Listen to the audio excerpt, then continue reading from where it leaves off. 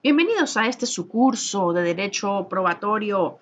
En el día de hoy vamos a hablar sobre los principios generales del derecho probatorio. Como siempre, ante ustedes está la profesora Judith Astorreda.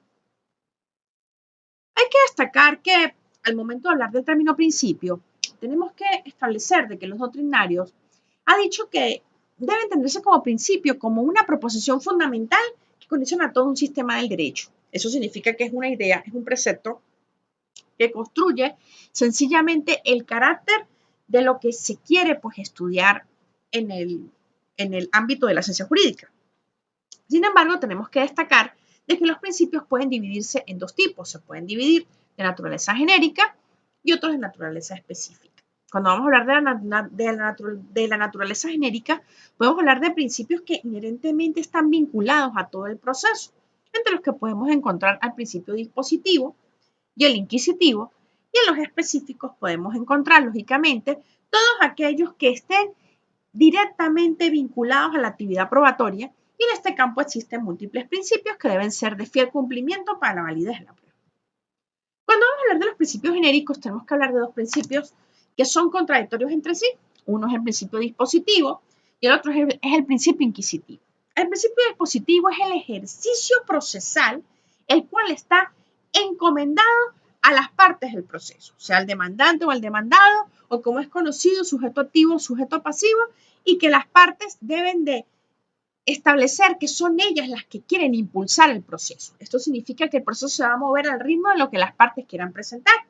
Muy contradictorio al principio inquisitivo, en la cual existe una potestad de investigación oficiosa del juez que quiere conocer la verdad de los hechos que se le presentan, señalando de que esta potestad está sometida a su voluntad o a su iniciativa. Como pueden ver, encontramos dos principios, uno en el cual son las partes quienes impulsan el proceso y otro en el que el juez lo hace. Tenemos que destacar que en la práctica, en procedimientos como en la parte procesal civil, rige más el principio dispositivo, aunque no podemos dejar de lado que existen figuras como la experticia complementaria del fallo o los famosos autos para mejores proveer, donde el juez tiene, aún existiendo una gran dominación del principio dispositivo, tiene factores inquisitivos que lo pueden llevar a que él pueda de oficio impulsar el procedimiento en el ámbito probatorio. No obstante, en otras materias, protección de niños, niñas y adolescentes, laboral, puede existir ya una mayor vinculación del juez, donde el principio viene a ser más de tipo inquisitivo. Debe reseñarse que los principios específicos son en total 19 principios que vamos a tratar a lo largo y ancho de esta clase, en los cuales se comprenden el principio de competencia, el principio de publicidad, el principio de la contradicción, el principio de la igualdad probatoria, el principio de congruencia, el principio de la carga de la prueba, el principio de la lealtad y probidad probatoria, el principio de la preclusividad, el principio de la inmediación, el principio de la libertad probatoria, el principio de la exhaustividad, el principio del control de la prueba, el principio de la comunidad de la prueba, el principio de la disposición y renunciabilidad de la prueba, el principio de la prohibición de aplicar el conocimiento privado al juez sobre los hechos, el principio de la formalidad y legitimidad de la prueba, el principio de la imparcialidad, el principio de la gratuidad, el principio de la licitud de la prueba, el principio de la colaboración de las partes en la prueba, el principio de pertinencia y conducencia y el principio de la atención coactiva de los medios de prueba. Al hablar sobre el principio de la competencia, tenemos que partir que este tiene un bloque de naturaleza constitucional legal. ¿Por qué? Porque es el 253 de la Constitución que nos habla sobre la necesidad de que sea el juez donde se presentó la causa, conjuntamente con el 49 numeral 4, que nos habla y enlazándolo con los artículos del Código de Procedimiento Civil 388, 389, 397 y 398, donde nos habla de que se basa de que donde se presentaron los alegatos, en el tribunal competente donde se presentaron los alegatos, es donde se presentan las pruebas. Asimismo, hay que reseñar al principio de publicidad, el cual, señalando pues al célebre doctrinario colombiano Jairo Parraquijano, nos dice debe entenderse qué pasó en el proceso. ¿Esto qué significa? Las partes tienen derecho de hacer observaciones y conocer las pruebas presentadas por las contrapartes. No se puede, sin lugar a dudas, mantener como algo cerrado, como algo inaccesible a las partes vinculadas. Sin embargo, tenemos que dejar algo muy claro. una cosa muy distinta es la publicidad en materia probatoria a lo que son realmente el principio de publicidad a nivel procesal, porque debemos recordar que existen casos que por su naturaleza van a tener limitaciones a la publicidad, sobre todo en aquellos donde están vinculados niños, niñas y adolescentes o parte penal, pero en el caso probatorio la publicidad va en sí es en el acceso, en la forma de tener la contraparte, la posibilidad de poder tener contacto con la prueba, y es decir, que ahí es donde se discute si la naturaleza de la misma es pública. La prueba puede ser conocida por cualquier persona. Tenemos a su vez el principio de la contradicción. En el principio de la contradicción, como su nombre lo indica, se establece de que tiene que existir una paridad.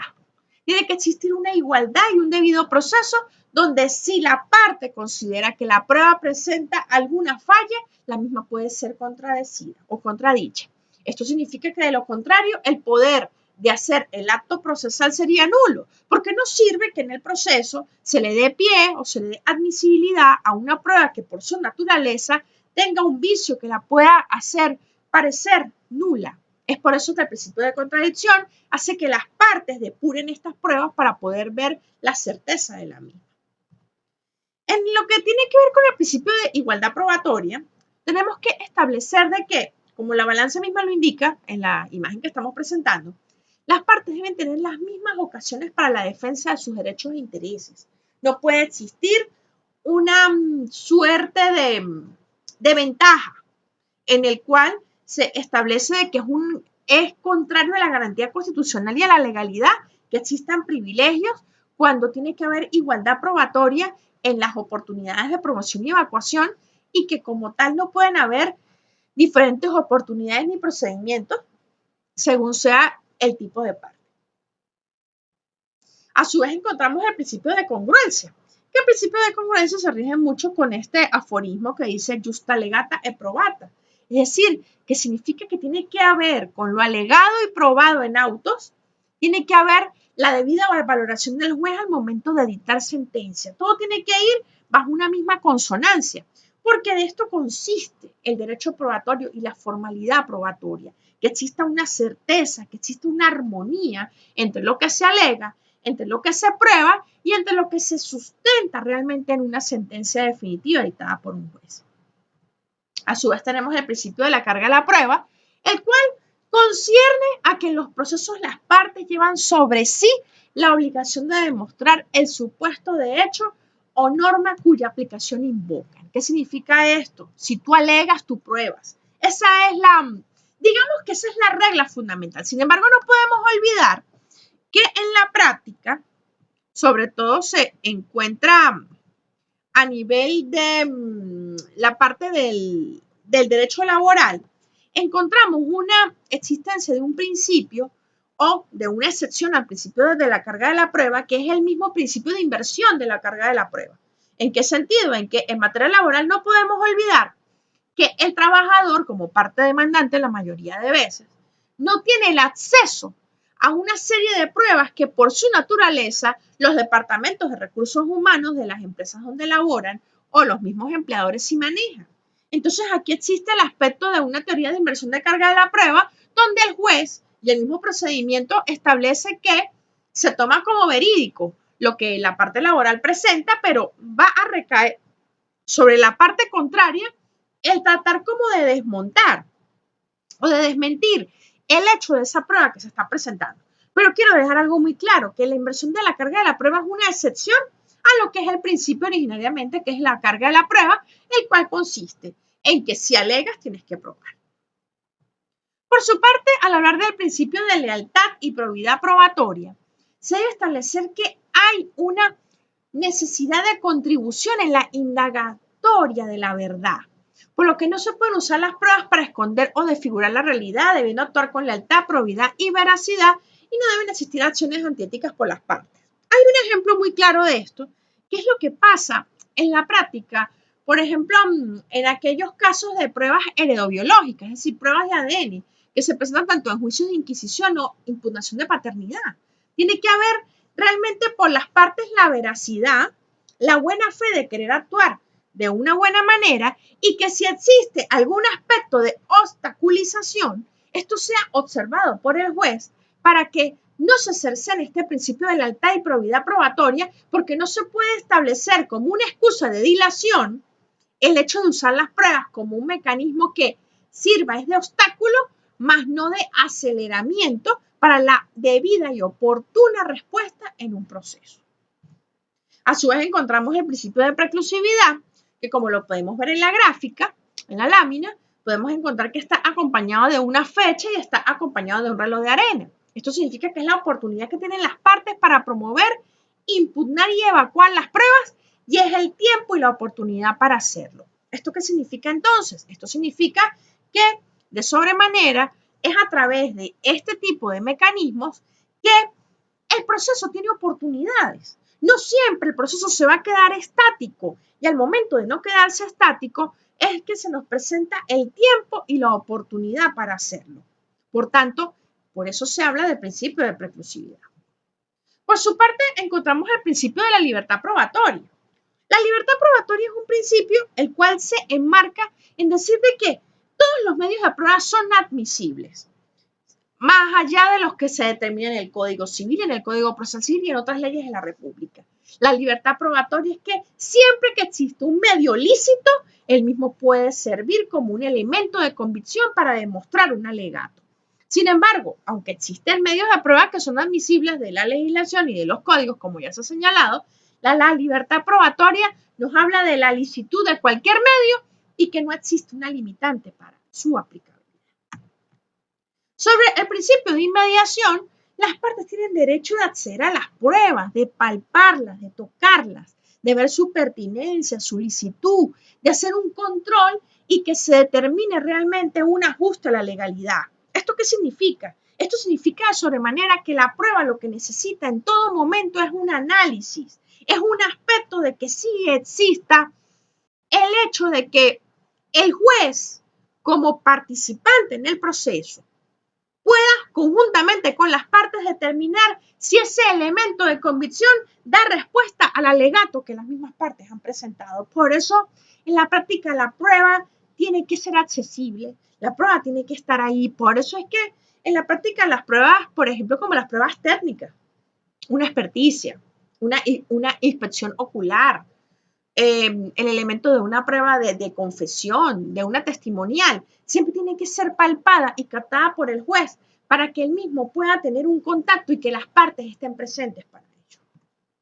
Sobre el principio de control de la prueba, tenemos que establecer de que al haber pertinencia y licitud y que la prueba tiene que ser bien establecida, las partes tienen derecho a controlar la existencia de esa pertinencia y licitud. No puede ser una prueba mal obtenida. Tienen derecho a oponerse ante la legalidad e impertinencia. Por ejemplo, en la práctica a nivel documental, el hecho de poder intentar una tacha y poder observar en la tacha, que recordemos que la tacha es una figura en la cual se discute la pertinencia o no de una prueba documental, es decir, de una tacha de instrumento, podemos observar el punto de legalidad o no de dicha prueba, porque muchas veces en la práctica pues una prueba puede ser forjada. Sobre el principio de la comunidad de la prueba, tenemos que partir que la prueba evacuada pertenece al proceso.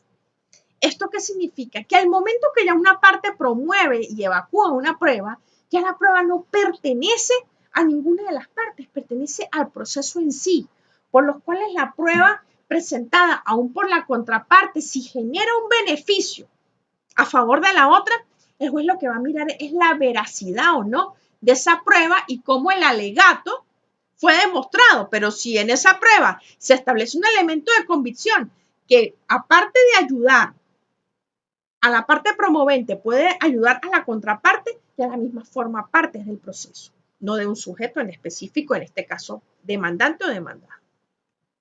Sobre el principio de disposición y renunciabilidad de la prueba, las partes pueden disponer libremente de los medios probatorios para demostrar sus alegatos. ¿Qué significa? Pueden usar todos los medios de prueba que estén a su alcance. Las partes de común acuerdo pueden alterar los lapsos de acuerdo a la autorización. ¿Qué significa esto? Si las partes están de acuerdo en la práctica en renunciar a lapsos de evacuación, porque recordemos que en la práctica los lapsos de evacuación de pruebas son extremadamente largos. porque prácticamente estamos hablando que son 30 días de despacho para la evacuación en el procedimiento civil ordinario. Las partes, si están de acuerdo con el conocimiento de una prueba y no existe la controversia, las mismas de común acuerdo pueden renunciar al respectivo lapso. Y al poder renunciar al respectivo lapso, esto nos llevaría pues a una mayor celeridad dentro del proceso. Sobre el principio de prohibición de aplicar el conocimiento privado del juez sobre los hechos, hay que establecer de que la sentencia está basada sobre los hechos que demostraron los alegatos que aportaron las partes y que las mismas pueden sencillamente ser suplidas por un conocimiento personal o privado que tenga sobre ellas, porque sería transgredir el principio de igualdad de las partes. Si el juez por elemento personal conoce la verdad real, más no procesal, de un elemento de convicción como es la prueba, él no puede alegar aquello que las partes no hayan comprobado o que no pueda ser demostrado mediante un mecanismo que en nombre del principio inquisitivo él puede impulsar para poder llegar a la verdad. Es decir, no puede ser empírico al momento de establecer el hecho de que aquello que señala la parte sea mentira, porque si no, de lo contrario, se estaría llevando principios por delante como la igualdad, la contradicción, el control de la prueba y el de la publicidad. Sobre el principio del interés público de la prueba tiene un interés público para la sociedad, porque lo que busca la prueba es satisfacer la justicia. Lo que busca es sencillamente servir como un servicio público en pro del colectivo, siendo por lo tanto un instrumento de realización de la justicia. A veces un elemento de convicción no solamente es para un efecto entre partes, a veces un elemento de convicción puede servir para que la sociedad pueda ver justicia y equidad en una controversia que se presente, y esa es la finalidad de este principio.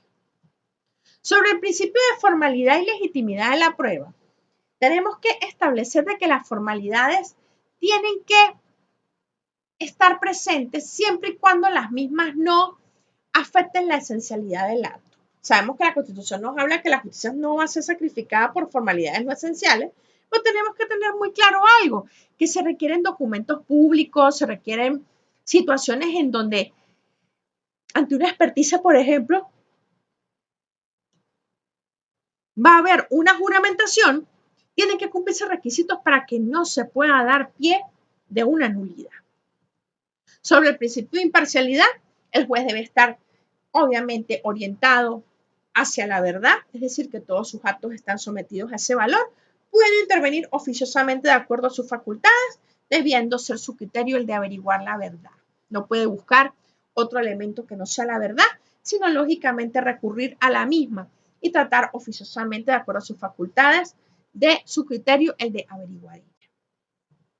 Sobre el principio de gratuidad, aunque este principio es de naturaleza constitucional, tenemos que establecer que aquí existen ciertas disparidades porque a nivel de las pruebas de naturaleza de experticia o de ciertas cosas, por ejemplo, las inspecciones, siempre van a haber costos que se van a hacer. Sin embargo, hay que recordar que dentro del proceso del juez, por valorar una prueba, por evacuar una prueba, no puede recibir ningún tipo de remuneración, cosa muy diferente a la naturaleza técnica cuando decidimos hacer uso de auxiliares de justicia o tener que, por la misma naturaleza del proceso, tener que recurrir a inspecciones que van a acarrear ciertos gastos logísticos. Hay que dejar esto muy claro para no confundir en esencia el principio de gratuidad con el hecho de que no sea necesario muchas veces la cancelación de honorarios a estos auxiliares de justicia cuando tienen cierta labor. Tenemos el principio de la licitud de la prueba. Tenemos que establecer que la prueba ilícita es la que se obtiene violando los derechos de la persona y de la ley, siendo nulas las pruebas obtenidas mediante la violación del debido proceso. No podemos olvidar la teoría alemana del fruto del árbol envenenado, donde se establece que si una prueba es obtenida bajo aspectos lícitos como coacción, violencia, error, esto puede llevar a que sencillamente la prueba pierda pleno valor y efectos jurídicos.